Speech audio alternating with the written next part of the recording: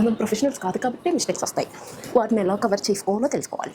ఇది ఏంటంటే ఒక పిట్ట కూడా హైట్లో పెట్టాలి, లోపల కంగారు పడి లేయర్ పై లేయర్ వేసేస్తే అదంతా ప్యాచ్గా అయ్యిద్ది.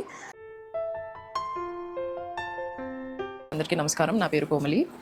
చాలా రోజులైంది కెమెరా ముందుకు వచ్చి. సో ఒక వ్లాగ్ చేద్దామని చాలా రోజుల నుంచి అనుకుంటున్నాను. సో ఈసారి ఖచ్చితంగా తెలుగులో చేయాలని అనుకొని ఆ బాల్కనీ వాల్ మేకవర్ చేశాను. ఇలా ఉన్న ఈ వాల్ని ఇట్లా మార్చాను అనమాట. సో దీనికోసం నేను ఏమేమి వాడాను, ఎలాంటి మెటీరియల్ యూస్ చేశాను, మెజరింగ్స్ ఎట్లా చేశాను, ఎవ్రీథింగ్ ఈ వీడియోలో నేను మీకు మెన్షన్ చేస్తాను.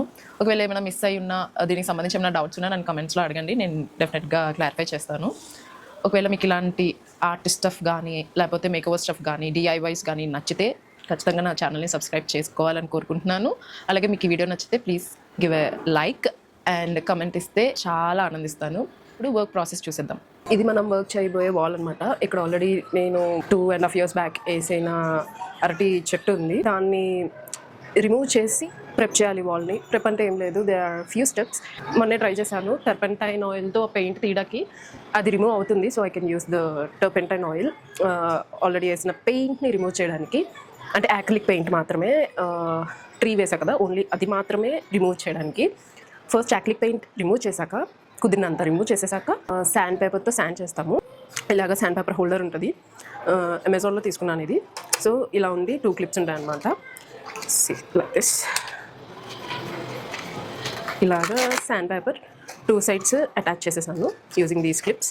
ఏంటంటే ఇంకా కదలకుండా ఉంటుంది. సో ఇలాగ ఏంటంటే శాండ్ పేపర్ని అటాచ్ చేసేస్తే ఒక హోల్డర్ లాగా, మనం బోర్డ్ రబ్ చేసే డస్టర్ లాగా ఉంటుందన్నమాట. అప్పుడు హ్యాండ్ పెయిన్ అనేది కొంచెం అంత రాదు, కంప్లీట్గా రాదని చెప్పను, but yeah minimizes a lot. And then isopropyl alcohol అనేసి ఒక స్ప్రే ఉంటుంది, ఆ స్ప్రే యూస్ చేసి క్లీన్ చేస్తే మైన్యూట్ డస్ట్ పార్టికల్స్, శాండ్ చేసినప్పుడు వచ్చిన పెయిన్ పార్టికల్స్ అన్నీ రిమూవ్ అయిపోతాయి. Then the wall is ready to repaint అనమాట. రీపెయింట్ కానీ రీమోడలింగ్ కానీ anything. First turpentine oil use చేస్తున్నాను to remove the tree painting.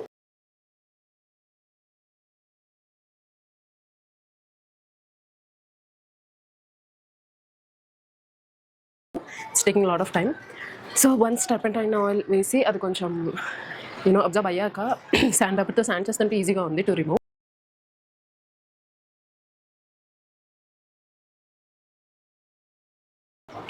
నిన్న మొత్తం షూట్ చేయలేకపోయాను బికాస్ మా బాబు స్కూల్ నుంచి వచ్చాడు, నేను చూసుకోవాల్సి వచ్చింది. సో యాక్చువల్లీ నాకు డైలీ ఒక 3 hours ఉంటుంది to do any kind of art stuff. So ఒక రోజులో అయిపోయేది కాదు నాకైతే ఇది. So I'll shoot multiple days అవన్నీ కలిపి జామ్ చేసి ఒక వీడియోలో పెడతాను. సో మరి ఇంత కష్టపడుతున్నందుకు మేబీ సబ్స్క్రైబ్, లైక్ నచ్చితే. ఓకే, పెయింట్ ఈ మట్టికి రిమూవ్ చేయడం జరిగింది బికాజ్ మొత్తం పోవడం అనేది ఇట్స్ క్వైట్ ఇంపాసిబుల్. సో మనం కవరప్ చేసుకోవడమే with next layer of paint. యాక్చువల్గా ఏంటంటే నిన్న చెప్పిన ప్రాసెస్లో కంప్లీట్గా పోలేదు. సో దానికోసం నేను పెయింట్ స్ట్రిప్పర్ ఒకటి యూస్ చేయాల్సి వచ్చింది. పెయింట్ స్ట్రిప్పర్ అంటే పెయింట్ రిమూవర్ అనమాట. ఇది యాక్చువల్గా వాల్స్ మీద ఎక్కువగా వాడరు, బట్ నాకు ఇంకా ఆప్షన్ లేకపోయాయి. సో అందుకని తీసుకొని ఏం లేదు, స్ప్రే చేసి ఒక 5 minutes ఆగాక మన దగ్గర ఇలాంటి పట్టీస్ ఉంటాయి కదా, వాల్ పుట్టి వేసే పట్టీస్, దాంతో స్క్రేప్ చేస్తే వచ్చేస్తుంది. సో స్క్రేప్ చేసిన క్రమంలో కొంచెం అన్ఈవెన్ సర్ఫేసెస్ వచ్చాయన్నమాట. వాటిని ఫిలప్ చేయడానికి ఇప్పుడు యాక్రిలిక్ వాల్ పుట్టి అనేది తీసుకొని నేను ఫిలప్ చేస్తాను. దీనికోసం నేను ఏషియన్ పెయింట్స్ యాక్రిలిక్ వాల్ పుట్టి యూస్ చేస్తున్నాను.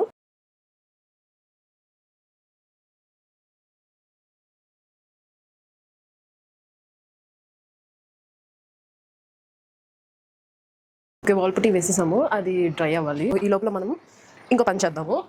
ఏంటంటే ఇలాంటి చాలామంది చూసే ఉంటారు వాటికి. ఇవి ఇట్లా ఏమంటారంటే PVC ఫ్రెంచ్ ఎంబోజింగ్ ఫ్రేమ్స్. ఇలాంటి ఫ్రేమ్స్ కోసం ఇవి వాడతాం అనమాట. సో ఇవి యూస్ చేసి నేను నా స్టైల్లో మా బాల్కనీని డెకరేట్ చేద్దాం అనుకుంటున్నాను. ఇప్పుడు నేను ఫస్ట్ టైమే యూస్ చేయడం, చూద్దాం. దీనికి మార్కింగ్స్ చేసి ఎలా కట్ చేయాలో చూద్దాం first. Okay, PVC strips cut చేయడానికి కావాల్సిన వస్తువులన్నీ ఇక్కడ పెట్టుకున్నాను. ఒకటి ఎక్స్ప్లెయిన్ చేస్తా. ఇది PVC స్ట్రిప్ ఇంతకు చూపించినట్లు. ఇది ఫోల్డబుల్ టేబుల్ అనమాట. నార్మల్గా ఏదన్నా పీట కానీ టేబుల్ కానీ మీ ఇష్టం ఏమైనా తీసుకోండి, అంటే స్టేబుల్గా ఉండి ఇది కట్ చేసేటప్పుడు ఊకుండా ఉండాలన్నమాట, అందుకని. సో ఇది వచ్చి క్లాంప్ అంటారు. క్లాంప్ ఏంటంటే ఇది ఇలా పెట్టి ఈ టేబుల్కి ఇది ఇలా ఫిక్స్ చేయడానికి. అంటే ఏమైందంటే ఫిక్స్ చేసినప్పుడు కదలకుండా ఇంకా. ఓకే, ఇలా టైట్ చేస్తే కదలదు. ఓకే, టేబుల్తో పాటు ఉండిపోద్ది.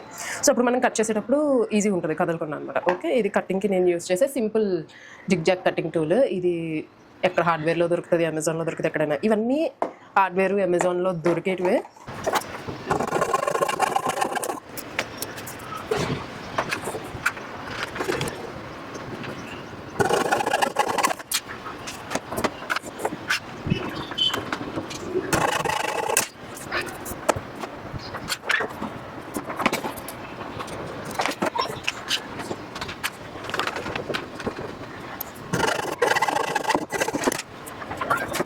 సో ఇవి 2 స్మాల్ సైడ్స్, ఇది 2 లాంగ్ సైడ్స్ ఒక ఫ్రేమ్కి. ఫస్ట్ ఫ్రేమ్కి ఎడ్జ్ కట్ చేయడం ఎట్లా చూద్దాం. నేను ఒక స్మాల్ ఒక లాంగ్ది తీసుకుంటున్నా. ఏంటంటే గోడకి ఇలా అటాచ్ చేసినప్పుడు ఈ 2 ఇట్లా వస్తాయి. వచ్చినప్పుడు ఈ ఎడ్జ్ అనేది మనకి నీట్గా రావడానికి మనం ఏం చేస్తాం, ఇక్కడ క్రాస్ కట్ అనేది చేస్తాం. సపోజ్ ఇది ఇలా వాల్కి అటాచ్ చేస్తే ఇక్కడ ఇలా క్రాస్ కట్ వస్తుంది. ఇది ఇటు సైడ్ ఉన్నప్పుడు ఇది ఇలా క్రాస్ కట్ వచ్చి ఈ ఏరియాలో వేసిపోయి ఈ 2 ఇలా అటాచ్ అయినప్పుడు నీట్ ఫినిష్డ్ ఫ్రేమ్ లాగా వస్తుంది కదా. సో దాన్ని ఎలా కట్ చేయాలో చూద్దాం. ఒక స్ట్రిప్ మీద ఇంకో స్ట్రిప్ కార్నర్ కనిపిస్తుంది కదా, ఇంకో స్ట్రిప్ కార్నర్ ఇలా పెట్టేసి ఫస్ట్ ఇక్కడ ఒక మార్కింగ్ కనిపిస్తుందా, ఇక్కడ లేదా ఇలా ఒక గీత గీసేసాయి. గీసారు. ఈ గీత నుంచి ఈ ఎండింగ్కి ఒక మార్కింగ్ చేయాలి. అంటే ఇలా క్రాస్గా లైన్ గీయాలన్నమాట. గీసి ఈ పార్ట్ ఏదైతే ఉందో అది తీసేయాలి.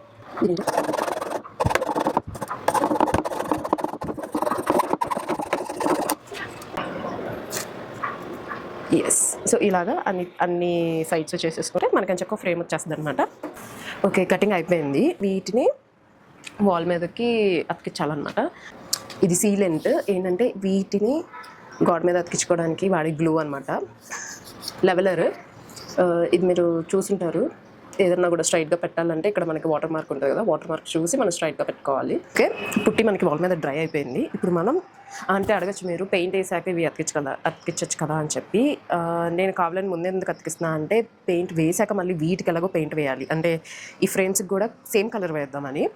సో ఏమైందంటే పెయింట్ లేయర్స్ ఎక్కువైపోతే అది పిచ్చల కింద ఊడిపోద్ది ఫ్యూచర్లో. సో మనం ఎంత తక్కువ పెయింట్ లేయర్స్ మంచి కవరేజ్ వచ్చేలాగా వేసుకుంటే బెటర్. సో కాబట్టి ఫస్ట్ పెయింట్ ఏమి వేయట్లేదు, జస్ట్ లైట్గా శాండ్ చేసేస్తాను. చేసేసి ఫ్రేమ్స్ని అతికిచ్చేస్తాను ఫస్ట్.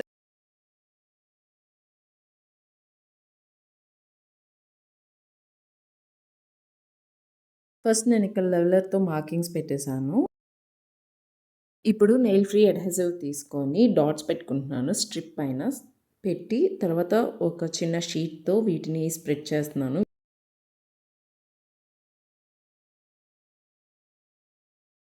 ఇప్పుడు స్ట్రిప్ని తీసుకెళ్ళి మన లైన్కి అలైన్ అయ్యేటట్టు నీట్గా ప్లేస్ చేసేస్తున్నాను. ఇది చెప్పడం మర్చిపోయాను, దీన్ని నెయిల్ ఫ్రీ అడ్హెసివ్ అంటారు. అమెజాన్లో కొట్టండి వస్తాయి ఆప్షన్స్. నెయిల్ ఫ్రీ అడ్హెసివ్ అంటే ఏమో ఏకలు కొట్టుకుంటే అతికిచ్చేది. ఓకే,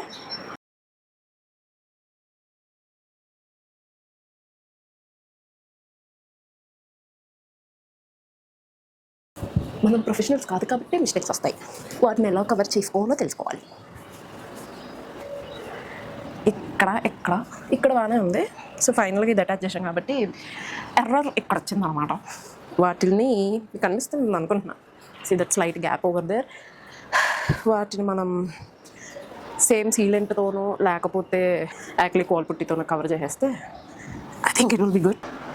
టైం అంతా 10 minutes మోర్. నేను వెళ్ళిపోవాలి. మొత్తం ఇదంతా సెటప్ అంతా క్లీన్ చేసి మా వాడిని తీసుకురావాలి. ఎందుకంటే ఇదంతా ఎలా ఉందంటే ఇంకేలా బాబు గ్లూ ముట్టుకుంటాడు, వాల్ పుట్టి టచ్ చేస్తాడు. So that's a big task. Frames కంప్లీట్గా అతికిచ్చేసానండి. ఇలాంటి వుడ్ డిజైన్తో ఉన్న అప్లిక్యూస్ అంటారు వీటిని. ఇవి అమెజాన్లో దొరుకుతాయి. అంటే నేను అమెజాన్లో తీసుకున్నాను. సో ఇవి నేను ఒక 4 తీసుకున్నా, అంటే 2 pairs అనమాట. ఏంటంటే ఇక్కడ ఒకటి, ఈ కింద ఒకటి అట్లా వచ్చేస్తుంది. సేమ్ ఫ్రేమ్స్కి ఫిక్స్ చేయడానికి ఏదైతే అడ్హెసివ్ వాడానో అదే వాడుతున్నాను. గ్లూ రాసేసాను.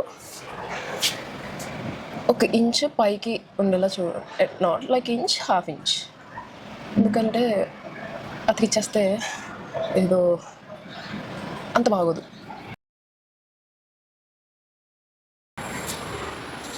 ఇప్పుడు కింద కూడా ఇంకోటి అతికించేద్దాం.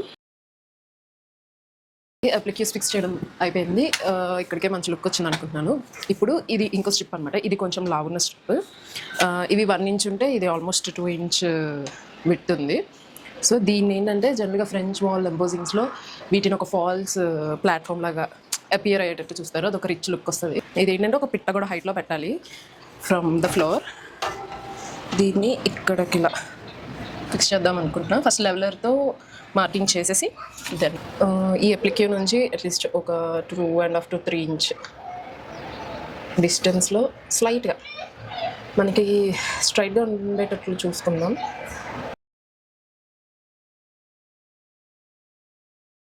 గ్లూ అప్లై చేశాను. యాక్చువల్లీ ఈ స్ట్రిప్కి లావ్ స్ట్రిప్కి వీళ్ళు ఏంటంటే ప్లెయిన్ సర్ఫేస్ ఇచ్చారు. సో కొంచెం శాండ్ చేసుకొని గ్లూ అప్లై చేసుకొని అతికించుకుంటే ఫర్దర్గా ఊడిపోకుండా జారకుండా, అంటే అతికిచ్చిన వెంటనే జారకుండా ఉంటుంది. సో కొంచెం లైట్గా శాండ్ చేశాను. శాండ్ చేసి మనకి గీసి పెట్టుకున్న లైన్కి కరెక్ట్గా మంచిగా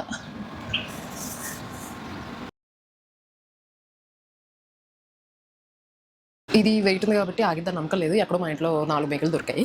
సో అట్లే కట్టడానికి ట్రై చేస్తున్నా. Will see. యాక్చువల్లీ నెయిల్స్తో వర్క్ చేయడం is not my thing, but let's see.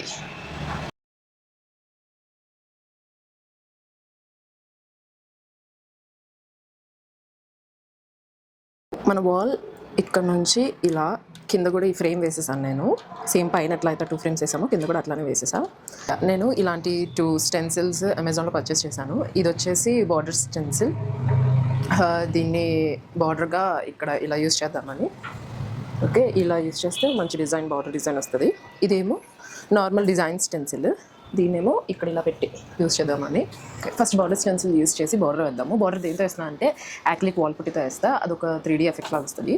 First ఈ స్టెన్సిల్ని గోడకి మాస్కింగ్ టేప్తో అతికించేసి దెన్ పట్టీ ఉంటుంది కదా, పట్టీతో వాల్ పుట్టి స్ప్రెడ్ చేస్తే మంచి డిజైన్ వస్తుంది.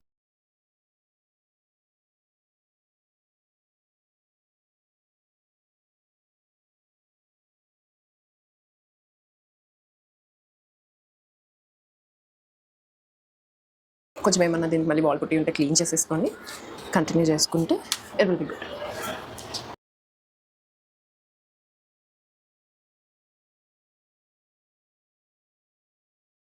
మీకు ఆల్రెడీ చెప్పాను, పెయింట్ లేయర్స్ ఎక్కువ అయితే అది ప్యాచీగా అయిపోతుంది.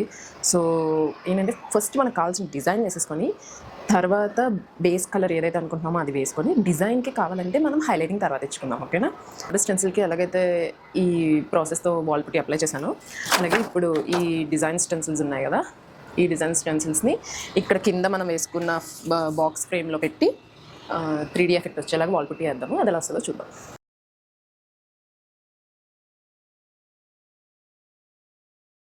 ఇప్పుడు ది మెయిన్ పార్ట్ పెయింట్ వేసేయడమే అనమాట.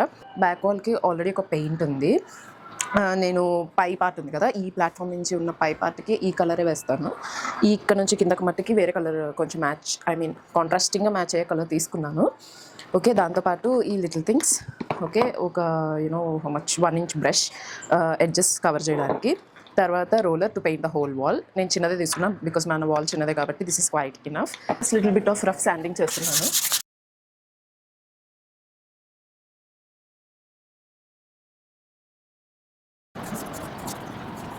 అప్లిక్యూస్ ఉన్నాయి కదా, అప్లిక్యూస్కి కూడా సేమ్ పెయింట్ వేసేస్తున్నాను. వేల్ ఆఫ్ ఓవరాల్ లుక్లో ఉన్న యూనిక్గా పెట్టాలి అనిపిస్తే అప్పుడు వేరే కలర్ చూద్దాం. Right now I'm using the same.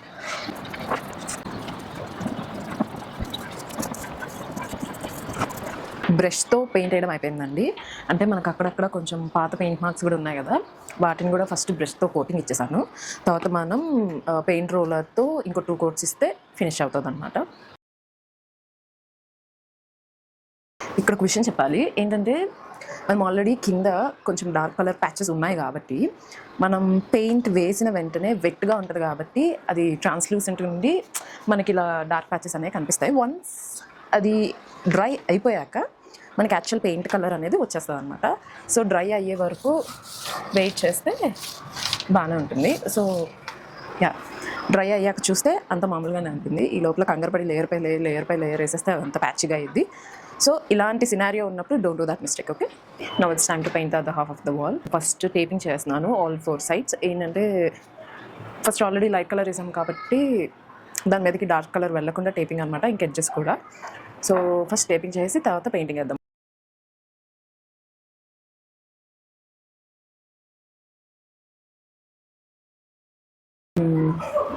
Here is the other shade, వేరే షేడ్ అనమాట. ఇది పెయింటింగ్ వేస్తున్నాను.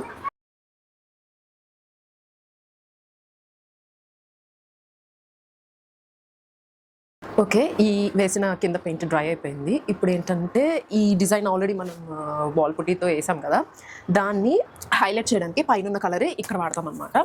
సో నేను ఆల్రెడీ స్టెన్సిల్స్ని స్టిక్ చేసేసాను, జస్ట్ ఒక ట్రైల్ లాగా చూద్దామని చెప్పేసి. సేమ్ రోలర్ బ్రష్ తీసుకొని పెయింట్తో ఇలా చేసేయడమే. వచ్చింది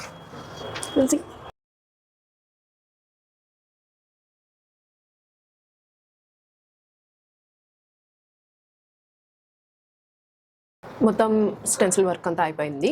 టడా! ఇప్పుడు అక్కడక్కడ ప్యాచెస్ ఉన్నాయన్నమాట, దాన్ని పెయింట్తో కవరప్ చేస్తున్నా. నార్మల్ బ్రష్ తీసుకొని లైక్ ఇక్కడ ఐఎమ్ లవింగ్ ఇట్.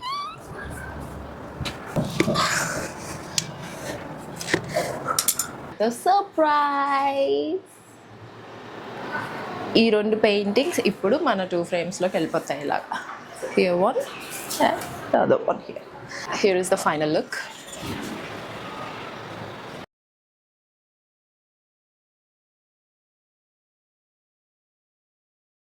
ఈ బాల్కనీకి నేను పర్టికులర్గా ఈ పెయింటింగ్స్ ఎందుకు వేసానంటే, నాకు జనరల్గా ఎప్పుడన్నా మ్యూజిక్ వింటున్నప్పుడు ఐ యూజువలీ లైక్ ఈ ఇన్స్ట్రుమెంట్స్ అనమాట, ఈ మ్యూజికల్ ఇన్స్ట్రుమెంట్స్. ఇది వచ్చి ఇస్రాజ్ అనేది ఇప్పుడు చాలా రేర్ అయిపోయింది. ఈ మ్యూజికల్ ఇన్స్ట్రుమెంట్ అంటే యూనో ఈ మధ్య కొన్ని సౌండ్స్ కూడా వైరల్ అయ్యాయి. ఒకసారి యూట్యూబ్లో ఇస్రాజ్ అని కొట్టండి, you'll find beautiful music. And then దీని కాంబినేషన్లో నాకు తబలా అంటే చాలా ఇష్టం. సో ఒక ఇండియన్ వైబ్ వస్తుందని చెప్పేసి ఐ మేడ్ దీస్ 2. సో ఇక్కడ కూర్చొని చాయ్ తాగుతూ మ్యూజిక్ పెట్టుకొని ఎంచక్క వెనకాల ఒక వైబ్. తర్వాత ఇక్కడ ఒక ప్లాంట్ కూడా పెడదాం అనుకున్నా. రైట్ నౌ ఇప్పుడు ప్లాన్ లేదు, later I'll see. And yeah, hope you like it.